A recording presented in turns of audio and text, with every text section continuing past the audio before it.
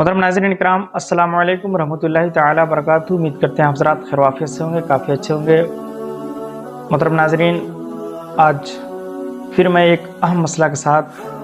آپ کے سامنے حاضر ہوا ہوں۔ محترم ناظرین، جسے میں سمجھتا ہوں کہ اس مسئلے کو جاننا ہمارے لیے اور آپ کے لیے بہت ہی ضروری ہے، اس لیے کہ تقریباً ہمارے 99% نوجوان بھائی اور دیگر بھی لوگ اس کے شکار ہوتے ہیں۔ اس لیے اس مسئلہ کا جاننا ہمارے لیے اور آپ کے لیے بہت ضروری ہے۔ جب یہ مسئلہ ان کے ساتھ پیش آ جاتا ہے تو وہ اپنے آپ کو پریشان پاتے ہیں اور ہر مشقت میں وہ اپنے آپ کو ڈال لیتے ہیں۔ تو مسئلہ یہ ہے کہ جب کسی کو نائٹ فال ہو جائے، احتلام ہو جائے، تو نائٹ فال ہونے کے بعد، احتلام ہونے کے بعد کیا ہمارا سارا کا سارا کپڑا ناپاک ہو جاتا ہے جسے ہم پہن کر سوتے ہیں؟ لنگی، بنیان، کرتا، انڈر بیئر، جس بستر پہ سوتے ہیں وہ بستر، جس چادر پہ سوتے ہیں وہ چادر، یا اوڑھ کر جو چادر سوتے ہیں وہ ساری چیزیں ناپاک ہو جاتی ہیں یا نہیں ناپاک ہوتی ہے؟ تو یہ ساری چیزیں ہم سبوں کو جاننا بہت ضروری ہے۔ کچھ لوگ ایسا کرتے ہیں کہ جس بنیان کو، جس لنگی کو، جس کرتے کو، جس بستر پہ سوتے ہیں، جب انہیں نائٹ فال ہو جاتا ہے، انہیں احتلام ہو جاتا ہے، تو ان ساری چیزوں کو دھلتے ہیں اور وہ اپنے آپ سے ان ساری چیزوں کو دھلنے میں پریشان رہتے ہیں۔ تو ان ساری چیزوں کو ہم لوگوں کے لیے جاننا بہت ضروری ہے کہ جب نائٹ فال ہو، احتلام ہو، تو کیا ساری کی ساری چیزیں ناپاک ہوئی جو ہمارے جسم پر ہیں، جس پہ ہم سوئے ہیں، وہ ساری چیزیں ناپاک ہوں گی یا صرف وہی چیزیں ناپاک ہوں گی جس پہ وہ منی لگی ہے؟ سب سے پہلے تو اس بات کو آپ جان لیں کہ نجاست، چاہے وہ منی ہو، چاہے پیشاب، پخانہ یا دیگر نجاست ہو،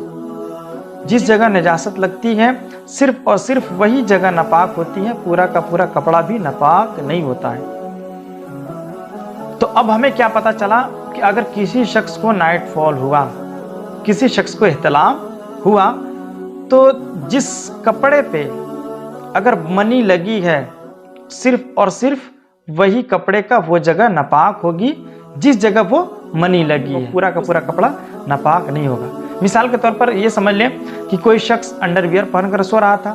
اسے نائٹ فال ہو گیا، احتلام ہو گیا، تو پورا کا پورا جو انڈر ویئر ہے وہ ناپاک نہیں ہوگا، بلکہ صرف اور صرف وہ جگہ ناپاک ہوگی جس جگہ پہ منی لگی ہے۔ لیکن معلوم نہیں ہے کہ کس جگہ منی لگی ہے، تو اب اس کے لیے ضروری ہے کہ پورا کا پورا انڈر ویئر دھوئے اور 3 مرتبہ اپنی طاقت سے اس انڈر ویئر کو نچوڑے۔ اسی طرح لنگی پہن کر کے سو رہا تھا، اب لنگی پہ منی لگ گئی تو پوری کی پوری لنگی وہ ناپاک نہیں ہوگی، بلکہ لنگی کی وہی جگہ ناپاک ہوگی جس جگہ منی لگی ہے۔ تو لیکن اگر معلوم نہیں ہے کہ کس جگہ منی لگی ہے، تو اب ضروری اس کے لیے یہ ہے کہ وہ لنگی کو، پوری لنگی کو دھلے گا اور دھل کر کے 3 مرتبہ نچوڑے گا، تب جا کر کے وہ لنگی پاک ہوگی۔ ہاں، تو اب پتہ کیا چلا کہ اگر کوئی شخص انڈر ویئر بھی پہنے ہوا تھا، لنگی بھی پہنے ہوا تھا، بنیان بھی پہنے ہوا تھا، کرتا بھی پہنے ہوا تھا اور بستر پہ سویا ہوا تھا، چادر اوڑھے ہوا تھا، لیکن جب اسے احتلام ہوا، نائٹ فال ہوا، تو صرف منی اس کے انڈر ویئر میں لگی ہے، تو صرف اور صرف انڈر ویئر ہی ناپاک ہوگا۔ لنگی پہ منی لگی ہے تو صرف اور صرف